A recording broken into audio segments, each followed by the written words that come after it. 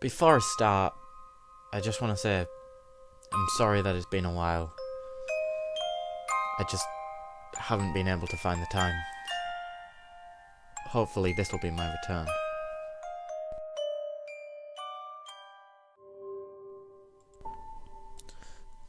I recently moved into a new apartment, and having very little money, had to settle for the only habitable place in a row of almost derelict buildings.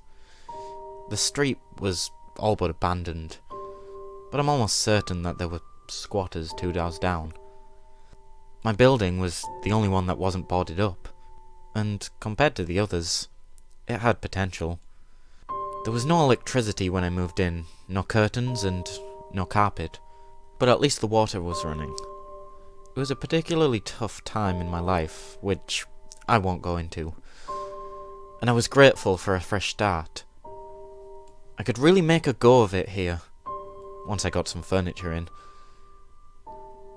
The first night, I decided to sleep there, even without a mattress and only a few candles to find my way around, though I could have probably found the bathroom by the smell alone.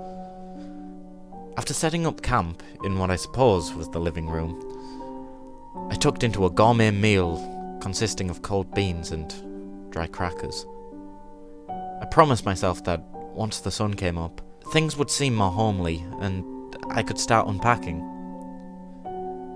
After exploring the shelves and cupboards for treasure, and finding only a handful of those plastic curtain pegs, and a shoebox full of old rent books, presumably left behind by the old landlord, I decided to perch myself in the corner and use my jacket as a makeshift bed. Trying to sleep hunched over with nothing to look at but a bare, pitch-black window wasn't easy, and the thought of what must be lurking out there on the old industrial estate kept my attention firmly on that window for the entire night. Needless to say, I didn't sleep much, and decided to look around some more. I found a box of old sepia-tone photos by the fireplace, each with 6 people standing at the same window, mouths open, and a pale shape in the reflection that I couldn't quite make out. I decided to take my mind off it since these old photos give me the creeps anyway. By the second night, I was starting to feel more comfortable in the old place, and although most of my stuff was still in boxes, and I still had no furniture, carpets or curtains, the daylight had given me the chance to explore properly, and I spent most of my time planning how it would eventually look. I'd even nailed a blanket over that window to keep any prying eyes out, and to stop my imagination from running wild. I occupied myself with reading the faint scrawlings in the old rent books. It was the only form of entertainment available. But what I found was quite interesting. Dating back around 5 years were 6 books in total, 1 for each tenant, and in every one, just a single entry. Rent and bond paid for 1 month, then nothing but blank pages. Something wasn't right. All 6 previous tenants stayed only a month or less.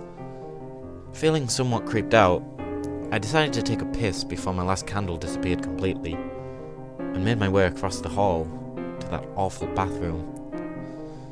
I watched my shadow keenly dance along the peeling walls ahead of me until we met again at a heavy wooden door. The stench was so thick I could taste it, and as I unzipped my pants, the last candle went out. Now, to this day I'm not sure where I pissed exactly, but I can tell you it was the fastest piss I've ever taken.